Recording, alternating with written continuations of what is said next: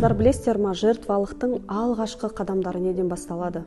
Өзіңе бір дүниені лайық көрмеу, өзіңнен аяу. Өзіңе басқаларға келген кезде сен жасайсың, уақытыңды да арнайсың, ақша керек болса да табасың. Өзіңе келген кезде мың рет ойланасың, өзіңнің білім алуыңа, денсаулығыңа, өзіңнің бір қалауларыңды орындауға келген кезде қиналасың, жасамайсың, кейінге қалдырасың. Соның себебінен іштен ол жертвалық жүйе, мышление басталады.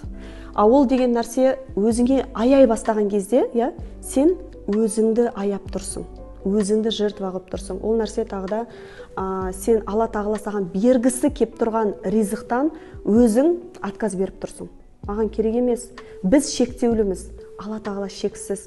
Сен өзіңе аяй бермей, өзіңе ғана тәуекел ете бермей, мен құшағымды аштым, Алла тағала мен осыларға лайықпын, сен мені осылай махаббатпен жараттың деп ашатын болсаңыз, ол кемімейді, оның орны толады, ары қарай өсе береді тек қана. Сондықтан қыздар, жертвалықтан шығудың бірінші қадамы ол өзіңе бір дүниелерге, қалауға, білімге рұқсат бере бастау.